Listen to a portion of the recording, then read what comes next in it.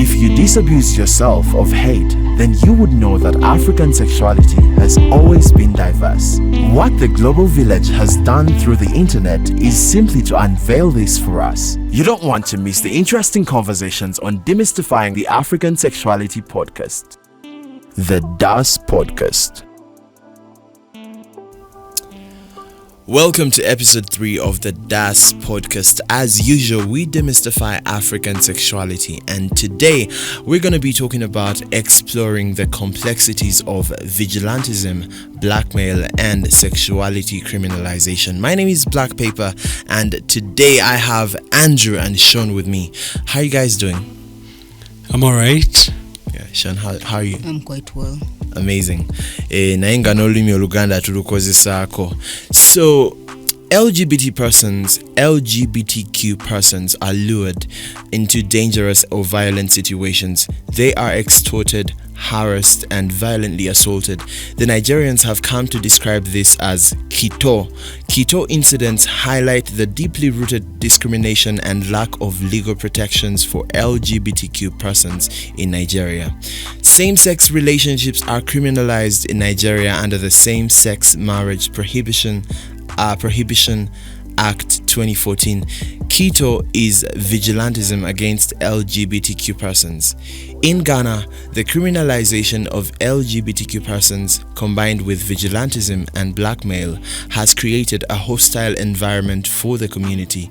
The practice of outing exposes individuals' sexual orientation, leaving them vulnerable to extortion, and vigilante groups, often referred to as asaawa or macho men, sometimes take the law in their own hands, leading to physical attacks. The criminal code is without a doubt the harbinger of this awfully hostile environment towards LGBTQ. Kenya too has experienced hostility towards LGBTQ persons. LGBTQ persons face physical attacks or kuchapwa and discrimination, often perpetuated by individuals or groups taking the law into their own hands. Gay people often face kuchotwa pesa or being forced to pay money to avoid exposure. Here in Uganda, there's the most recent incident of Ewan Morris, who had taken it upon himself to blackmail and extort unsuspecting LGBTQ persons.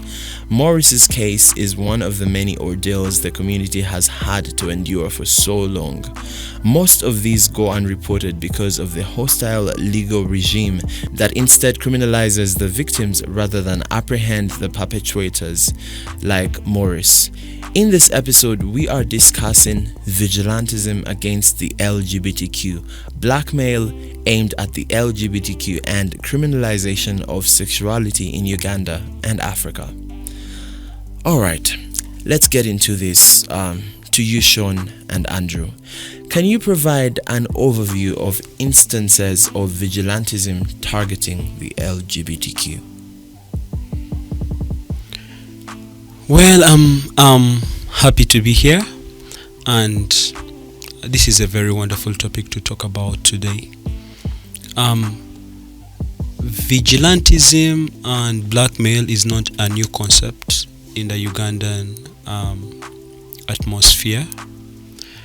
Many queer persons and individuals suspected to be queer have undergone this kind of blackmail.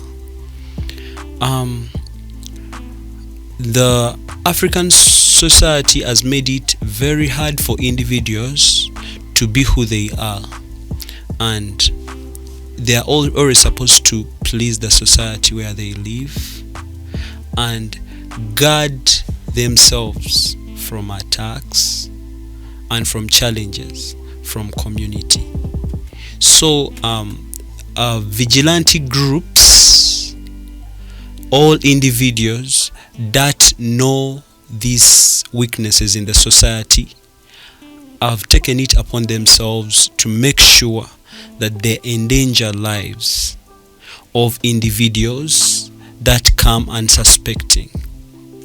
The LGBTQ persons have been at the verge of these incidences, where individuals that want to protect themselves from family attacks, from losing jobs, try to protect themselves, but at the same time get sexual satisfaction through social media handles, through dating sites, and individuals try to look for them through those handles, and they extort a lot of money from them in that way. Yeah. So a lot of these instances have happened. One time I was moving on a border, and an individual wanted even to attack a group they were suspecting just to be queer persons.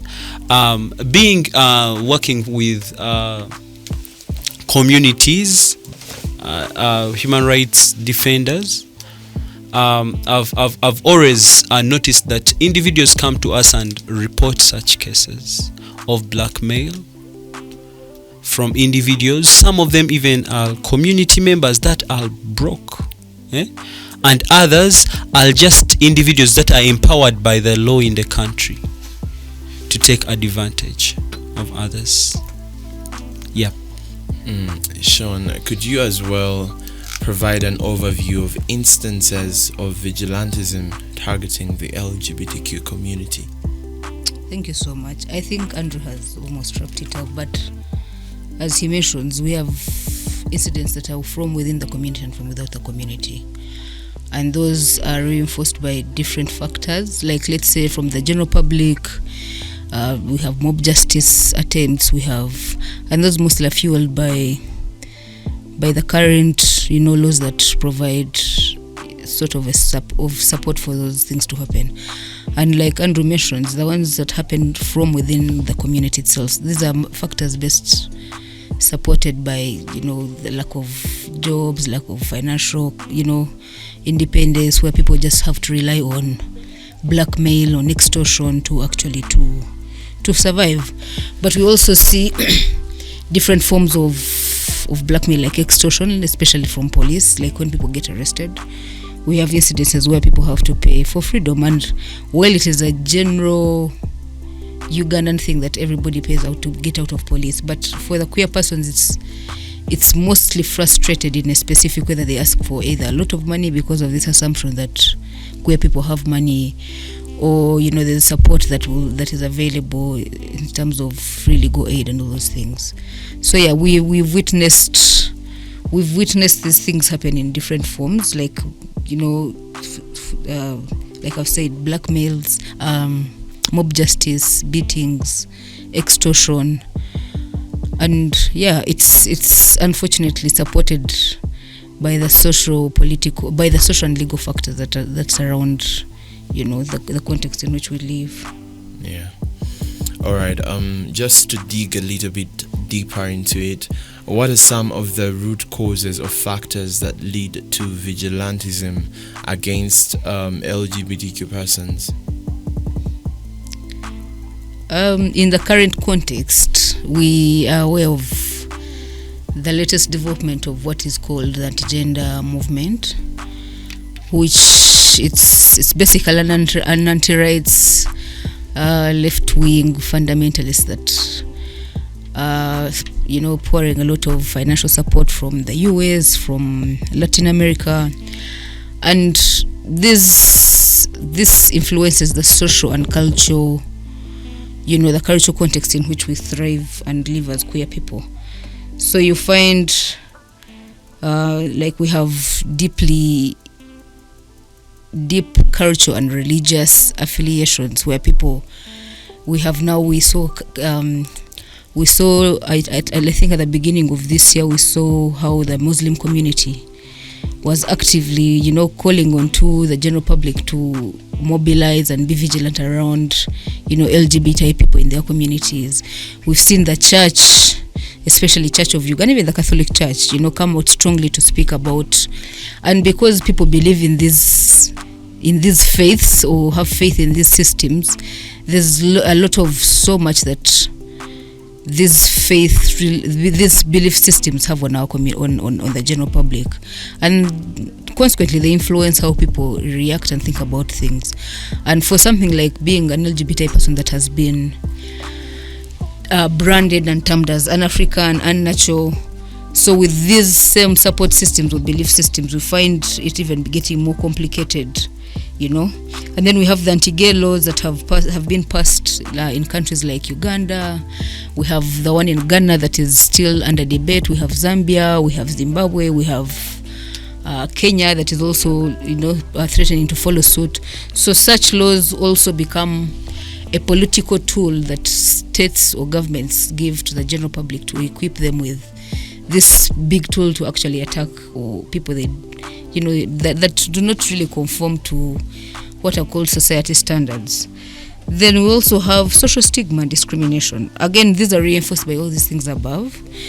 You know, we come with this strong or staunch religious or cultural background or belief, or system, whatever it is, and then you find the political or legal framework that is also constrained. Even before the Anti-Homosexuality Act, we had the Penal Code Act, which still criminalized same-sex relationships, and also the Constitution that criminalizes gay marriages. So you find that all these tools become reinforce stigma and discrimination within the wider community. So you find that definitely with stigma, stigma and discrimination at hand, you'll experience vigilantism, you'll experience blackmail, and all these are things that we're talking about in this conversation. Yeah, I need you to discuss this, Andrew. Thank you so much, Sean. How do you think the misconceptions surrounding Ugandan and African sexuality contribute to vigilantism against LGBTQ persons, in your perspective? Vigilantism and blackmail is highly rooted in the public perspectives that has been ignited by misinformation from religious leaders,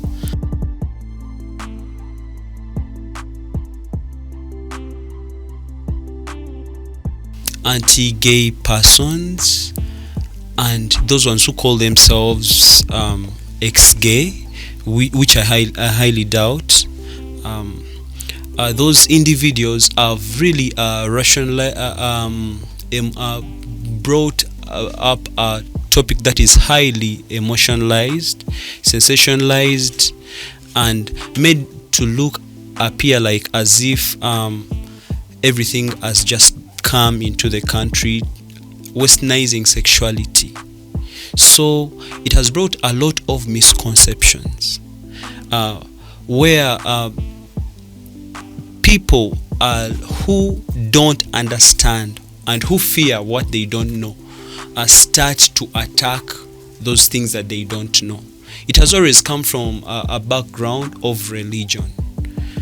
Religion has done a very great deal in bringing about vigilantes, people who are zealous to fight for their faiths. For example, when you go on social media, especially TikTok, people will present notions like God destroyed an entire generation because of the queer community or the LGBTQ community. We cannot allow it to happen like this. They give such notions. So others give notions like, the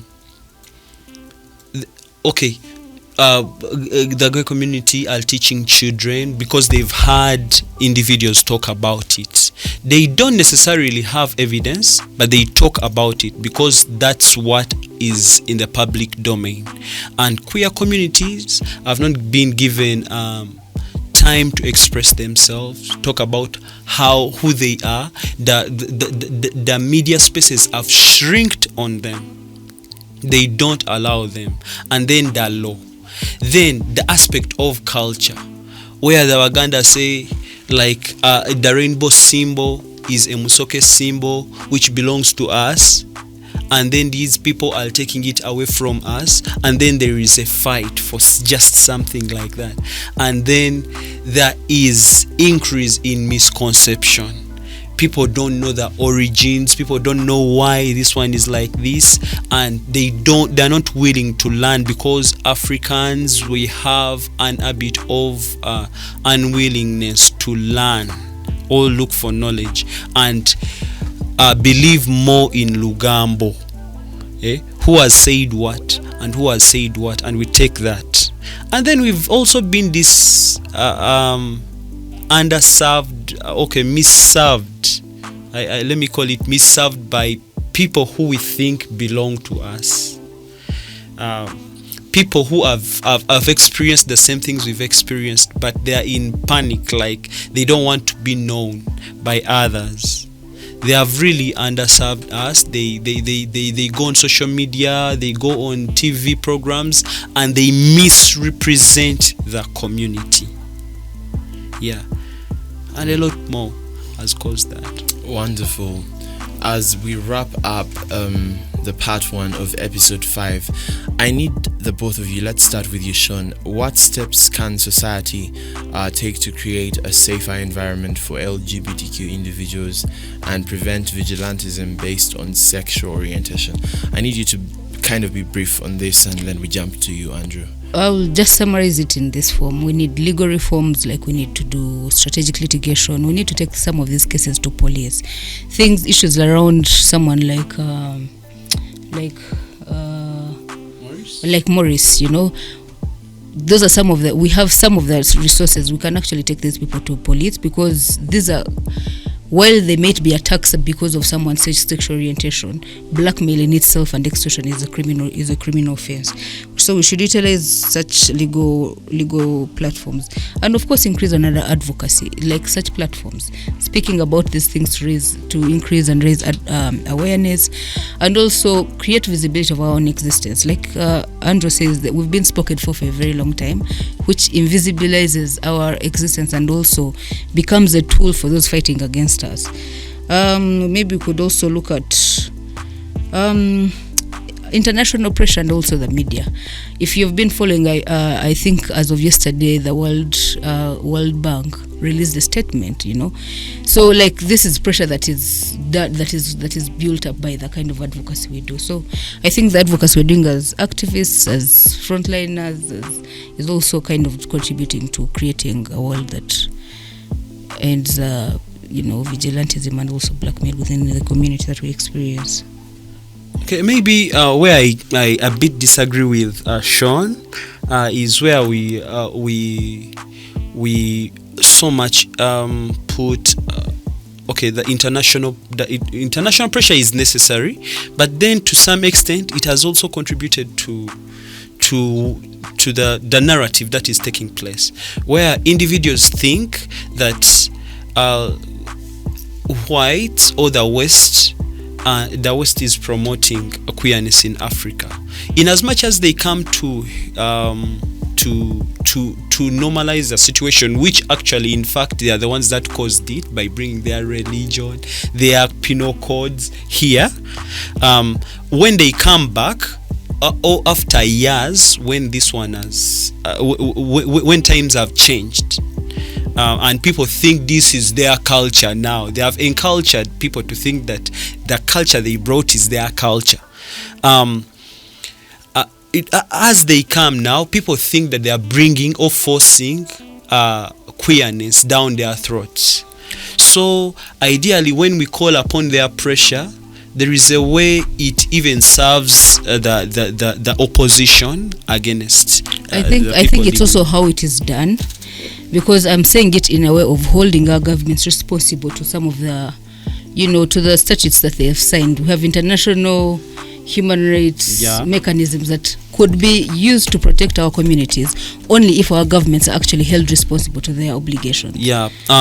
Thank you very much. Yes, I think that's it. That's what I thought. Then also what I think should be done is to use social media as a platform, like as other people have used. Other people have been so free to use social media, disinform, out blackmailers. For example, blackmailers like an individual who has gone around, Elisha Mukisa, has gone around, spoken wrong things, and no one has answered back to that guy. He has been late to speak whatever he wants and no one talks back. I think it's high time we answered back. People who are informed, or people who know that this person is just blackmailing, maybe for some own benefits, come up and speak against this blackmail. However, the community has been so much disempowered, they cannot speak up because they fear has been a tool that has been used by the opposition against the community. All right. I guess that's it. Thank you so much, Andrew and Sean. That has been part 1 of episode 5. We're going to be coming back with part 2 shortly.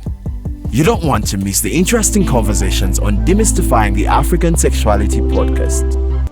The DAS Podcast.